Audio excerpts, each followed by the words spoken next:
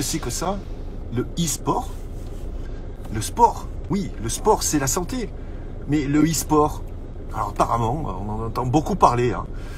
Donc c'est tout ce qui est sport en vidéo, en jeu vidéo, si j'ai bien compris. Donc si tu fais du e-sport, en fait, tu as le cul en fait sur ton fauteuil ergonomique pour jouer aux jeux vidéo avec les manettes. C'est ça le e-sport, c'est ça? Ok. Pour moi, le sport c'est la santé. Le sport, en général, ça se pratique à l'extérieur, par toujours. Il y a du sport, quoique la culture physique, ce n'est pas un sport en soi. Pour moi, le sport, c'est le jeu, c'est le game, comme ça, c'est le challenge. Donc, je veux bien concevoir qu'on puisse jouer à des jeux sportifs en vidéo. Bon, c'est pas mon truc, je vous le cache pas. Ça ne m'a pas empêché de faire avec Nicolas Augusto, grand spécialiste des jeux vidéo, une série que tu peux trouver sur ma chaîne YouTube qui s'appelle Game 2021, une série en 10 ou 11 épisodes, il me semble, où on retrace toute l'histoire des jeux vidéo. Comme quoi, tu vois, je ne suis pas quelqu'un d'obtus avec des œillères, je reste quand même, malgré mon âge de quinca avancé, relativement ouvert. Mais le e-sport, mais qu'est-ce que c'est que cette aberration? Alors là, j'ai écouté sur France Info, Radio Propagande, hein, financée par vos impôts.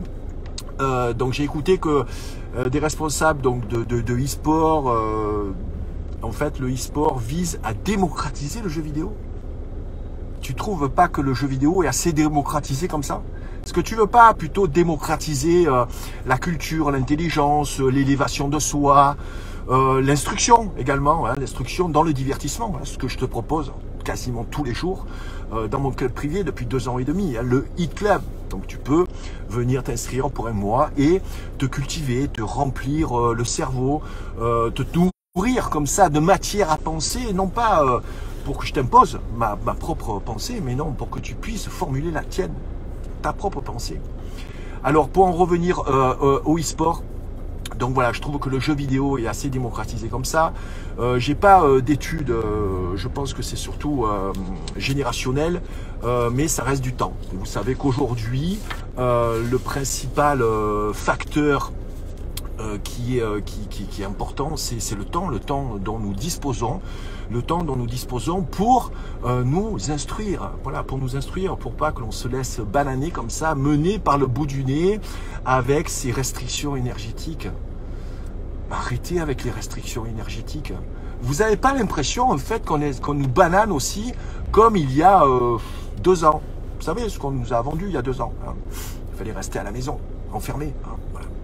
Et aujourd'hui, voilà, c'est les restrictions énergétiques. Alors, je ne reviendrai pas sur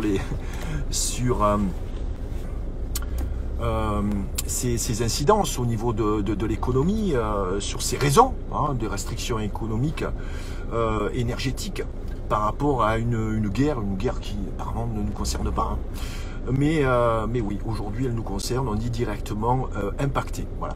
Donc, je vous invite à mûrir et à réfléchir sur ce qu'on nous impose aujourd'hui avec force, notamment dans tous ces messages gouvernementaux. Hein.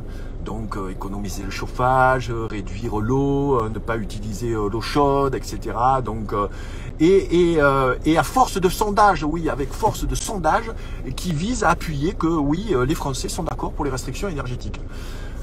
Moi, j'ai fait 2 conférences, là, c'est le début hein, de ma tournée, I2, nourrir le corps et l'esprit.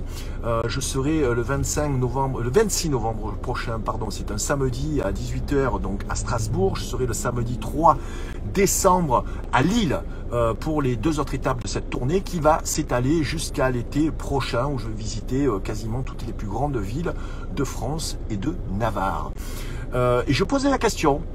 Est-ce que vous êtes, vous, d'accord avec ces restrictions énergétiques pour une guerre qui ne nous concerne pas? Ben les résultats étaient assez effarants. Il y avait 0 personne. Donc personne n'était d'accord avec ça. Et quand je lis les sondages, oui, quasiment la majorité des Français est d'accord avec ces restrictions. Tout comme ils étaient d'accord avec l'enfermement qu'on a connu il y a 2 ans. Ouais.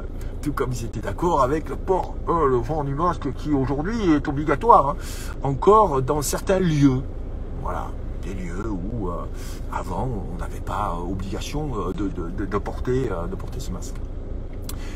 Méfiez-vous les amis des messages gouvernementaux. Voilà, c'est juste une info que je vous lâche, comme ça, une réflexion, hein, je vous propose.